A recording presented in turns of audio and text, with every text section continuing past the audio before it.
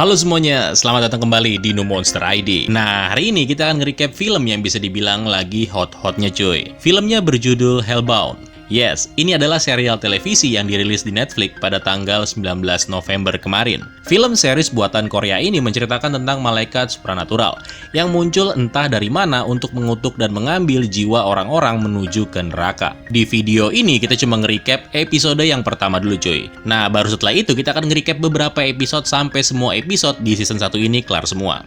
Oke, kalau gitu kita mulai. The world needs him.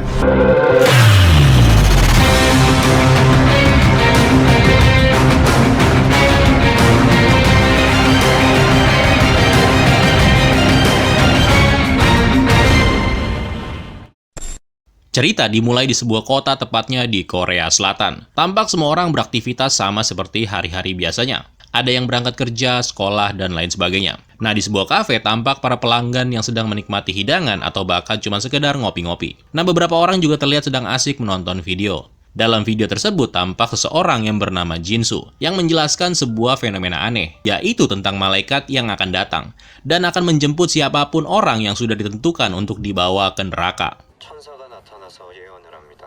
먼저 예언을 듣는 수치인의 이름을 이야기하게 돼요. 누구누구 당신은 몇 날 몇 시에 죽는다. 그리고 지옥에 간다. 그리고 그 시간이 되면 그 예언은 지옥의 사자들을 통해 이루어집니다. Dia kemudian juga menunjukkan rekaman video, di mana beberapa monster tampak muncul dan melakukan teror. Jadi ceritanya ini tentang malaikat pencabut nyawa yang bernubuat gitu cuy. Nah, ketika seseorang sudah waktunya untuk mati, maka satu malaikat akan datang dan memberitahu si orang tersebut hari dan jam berapa dia akan mati. Baru setelah tiba waktunya nanti, para penjaga neraka akan datang menghampiri orang tersebut. Serem ya? Nah, beberapa orang yang melihat video Jinsu tadi, ya percaya nggak percayalah. Masa iya malaikat datang kucuk-kucuk ngasih tahu kapan waktunya seseorang untuk mati. Namun nggak jauh dari tempat mereka, tampak seorang pria yang sedang duduk dan terlihat gugup. Pria ini terus aja melihat ke arah telepon genggamnya. Kamis 10 November, jam 1:19, yaitu tepatnya saat ini. Sampai waktu kemudian menunjukkan jam 1:20 menit. Pria ini pun tiba-tiba aja menangis, dan kemudian 3 monster raksasa muncul dan memasuki kafe, yang langsung mengejar pria itu.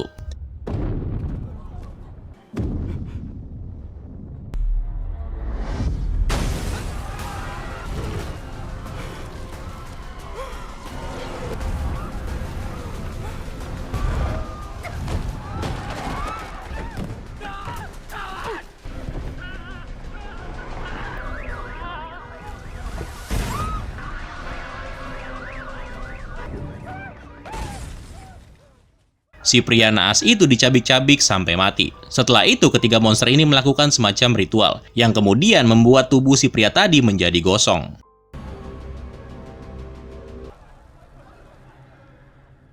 Setelah kejadian mengerikan itu di kantor polisi, tim penyelidik sedang mendiskusikan insiden tersebut. Bukti-buktinya sudah ada, dari CCTV sampai warga yang kebetulan juga merekam kejadian itu. Para polisi ini kayaknya belum ngeh cuy kalau para pelaku pembunuhan itu bukanlah manusia. Namun salah seorang detektif yang bernama Kyung Hun tampaknya tertarik dengan kasus itu. Berbekal video milik Jinsu ya berjudul The New Truth atau Kebenaran Baru, atasannya lalu memberikan perintah kepada Kyung Hun untuk menyelidiki The New Truth, yang rupanya itu adalah sebuah kelompok atau komunitas keagamaan yang dibentuk oleh Jinsu pada tahun 2012. Lewat Mbah Google, temannya si detektif mencari tahu doktrin yang dilakukan oleh kelompok The New Truth. Gue singkat TNT aja kali ya, biar enak bilangnya. Nah, jadi menurut kepercayaan TNT, sosok seperti malaikat akan muncul dan memberitahu kapan seseorang akan pergi ke neraka. Dan pada saat waktunya tiba, malaikat penjaga neraka akan datang dan memberikan penderitaan dan juga siksaan. Kelompok tersebut juga mengklaim kalau itu adalah bagian dari perintah Tuhan untuk membawa siapapun yang pantas ke dalam neraka. Kemudian, Kyung Hun tiba di TKP. Tempat di mana seorang pria yang mati di kejadian awal tadi. Selain bercak darah, nggak ada banyak bukti yang bisa ditemukan. Nggak jauh dari tempat itu, Kyung Hun melihat kelompok TNT yang sedang berkumpul dan terlihat melakukan kegiatan. Ketika diselidiki, ternyata di sana juga ada Jinsu. Beliau ini sedang menceritakan perihal ramalan kepada para penonton atau para pengikutnya. Dia menunjukkan rekaman video orang-orang yang dianggap jahat, di mana mereka kemudian harus menghadapi konsekuensi atas dosa-dosa mereka. 정확히 5시간 후의 영상입니다.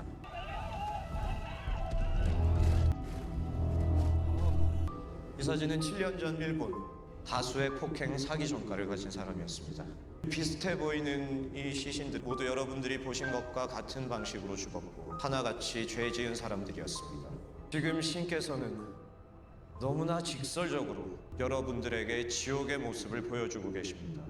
Jadi menurut Jinsu, korban-korban yang ada di video memang sudah seharusnya mati seperti itu. Dan itu memang sudah menjadi pekerjaan Tuhan. Jinsu juga mengatakan kalau hal itu menunjukkan kepada orang-orang yang ada di sini seperti apa sih neraka itu.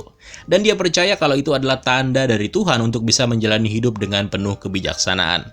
Berbuat baiklah ibaratnya. Setelah pertemuan selesai, Kyung-hun dan rekannya kemudian mencoba bertanya kepada Jinsu tentang kasus pembunuhan yang terjadi kemarin. Mendengar hal itu, Jinsu malah ketawa cuy. Jadi dia ini ngerasa aneh perihal penyelidikan kasus pembunuhan kemarin. Menurut Jinsu ya percuma aja, karena itu merupakan perbuatan Tuhan. Namun tiba-tiba Kyung-hun dibuat kaget ketika dia melihat sosok perempuan yang ternyata dia adalah putrinya. By the way, putrinya bernama Haejung. Kyung-hun yang kebingungan lalu bertanya, "Ngapain kamu ada di sini?" Jadi Jinsu dan Haejung sudah lama kenal, karena pada saat itu kebetulan Haejung pernah membantu Jinsu. Nah kemudian karena Jinsu ada janji di tempat lain, dan para polisi ini juga masih mau bertanya tentang kasus pembunuhan, maka mereka pun menemani Jinsu ke tempat tujuannya. Di perjalanan, Jinsu mulai bercerita sedikit tentang dirinya. Sejak kecil dia dibesarkan di panti asuhan Katolik, sehingga menjadikan dirinya bisa dibilang cukup religius. Nah, seiring bertambahnya umur, Jinsu ini sering kepikiran untuk mengakhiri hidupnya sendiri, alias bunuh diri. Sampai dia berumur 20 tahun. 20 tahun adalah saat dimana dia bisa pergi meninggalkan panti asuhan. Nah, setelah keluar, Jinsu lalu berniat mengakhiri hidupnya di dataran Tibet. Kenapa Jinsu memilih tempat yang jauh? Alasannya karena Jinsu nggak mau kalau kematiannya dilihat oleh banyak orang. Ketika pertama kali sampai di Tibet, Jinsu melihat sekumpulan burung nasar yang sedang melahap tubuh hewan yang sudah mati. Dan di tempat itu pula pertama kalinya Jinsu melihat monster.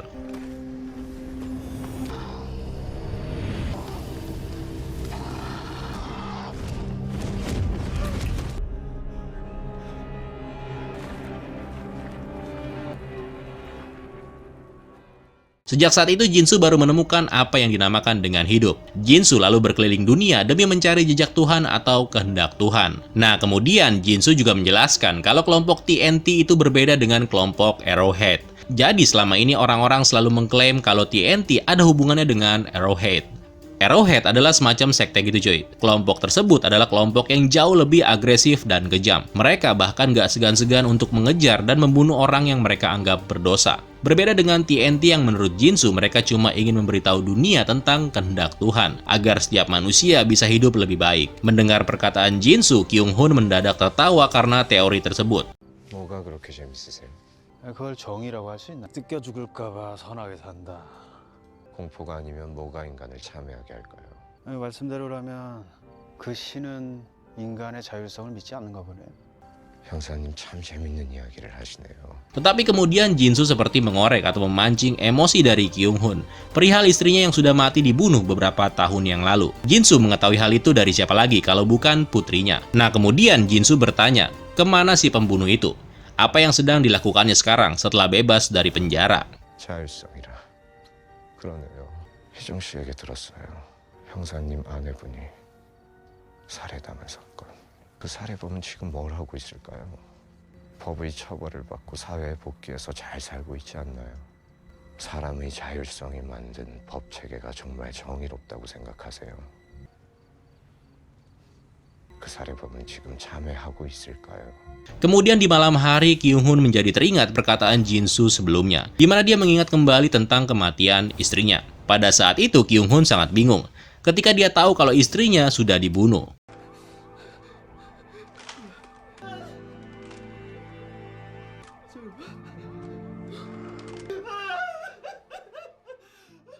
Sang pelaku hanya mendapat hukuman ringan untuk kejahatan pembunuhan yang dilakukannya. Dan bahkan dia dibebaskan dari penjara setelah 6 tahun dari 10 tahun masa tahanannya. Kemudian scene berpindah di tempat lain di mana tampak seorang wanita yang bernama Park yang sedang dalam perjalanan pulang ke rumahnya. Setelah sampai di rumah, dia dikejutkan dengan kedua anaknya yang terlihat membawakannya kue ulang tahun. Rupanya sekarang adalah hari ulang tahun Park.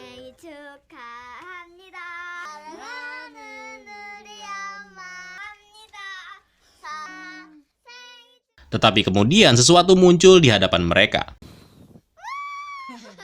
고마워. 엄마,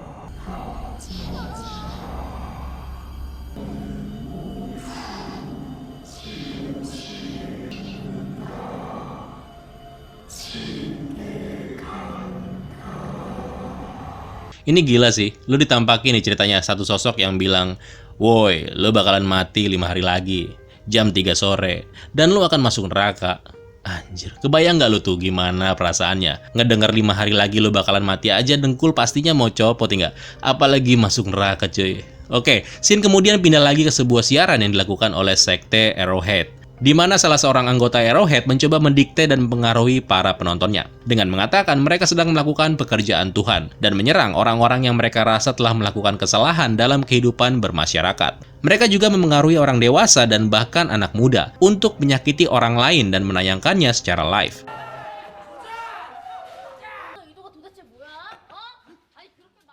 Ini adalah kejadian di mana Arrowhead sudah mempengaruhi pikiran anak-anak untuk menyerang seorang guru. Esok harinya, Kyung-hun bertemu dengan Pak Guru yang menjadi korban bersama dengan pengacaranya, yang bernama Min, untuk dimintai keterangan.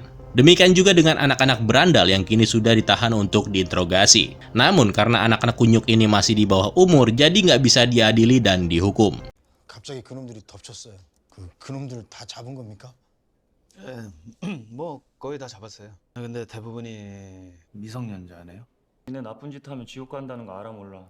지금 이렇게 하고 있는 게 이게 나쁜 짓이거든. 아저씨가 죄에 대해서 우리보다 다 잘 안다고 생각해요?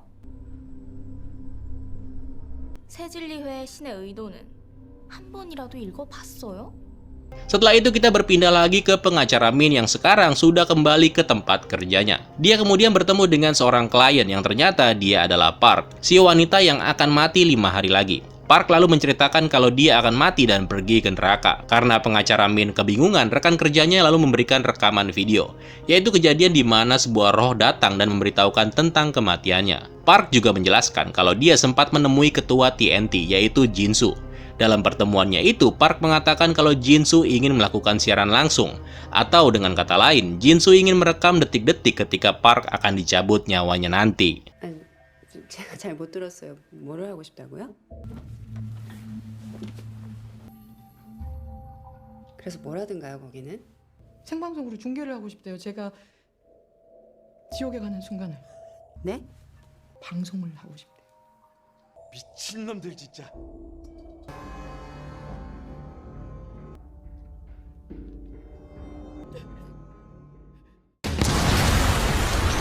Oke, gue nggak akan review dulu ya cuy, karena season 1 ini masih ada beberapa episode. Dan karena cerita yang dibangun di sini itu keren banget, so tungguin aja, gue bakalan upload lagi episode selanjutnya. Terima kasih sudah menonton sampai habis, dan sampai jumpa.